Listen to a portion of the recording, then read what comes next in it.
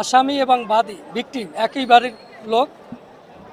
বাদী ভিকটিম তাকে বড় দাদা বলে সম্বোধন করত, বড় আব্বা বলে। একই বাড়ির লোক, পাশাপাশি ঘর। তার বয়স 50 ঊর্ধ্বে। ভিকটিম 13 বছরের এক শিশু। তাকে ফোর্সেবলি বিভিন্ন সময় রেপ করত এবং এক পর্যায়ে আসামি কর্তৃক ভিকটিম প্রেগনেন্ট হয়। পরবর্তী পর্যায়ে তাকে মোকদ্দমার আওতায় আনা হয়। পুলিশ আসামিকে ধৃত করে এবং লার্নেড কোর্ট ও রাষ্ট্রপক্ষ তার বিচারের জন্য নেওয়া হয়।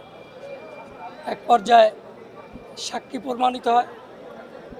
সরকারি সাক্ষী হিসেবে আইও, তদন্তকারী কর্মকর্তা, বাদী, পাবলিক সাক্ষী, অন্যান্য সাক্ষী, আর ভিকটিমের বাবা, মা, দাদি সহ ডাক্তার এদের পরীক্ষা নিরীক্ষার মাধ্যমে আজকের বিজ্ঞ আদালত, শিশু সহিংসতা দমন ট্রাইব্যুনাল ও জেলা জাজ জনাব আশরাফুল আলম সাহেব স্যার আজকের রায় দেন। কিছুক্ষণ আগেই এই আসামিকে তার দোষী প্রমাণিত হয়, রাষ্ট্রপক্ষ সাক্ষ্য প্রমাণিত করতে পারায় তাকে আজকের দণ্ডাদেশ দিয়ে মৃত্যুদণ্ডে দণ্ডিত আদেশ দেয় এবং 1 লক্ষ টাকা জরিমানা করে।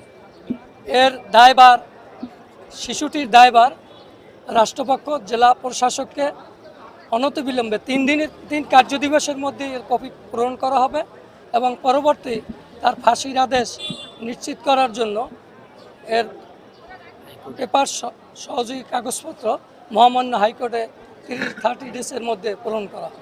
আপনার নামটা বলেন। আমি এই কোর্টের সরকারি আইন কর্মকর্তা, রাষ্ট্রপক্ষে আমি পরিচালনা করছি। আমি advocate A K M Shamsul Haque. Thank you.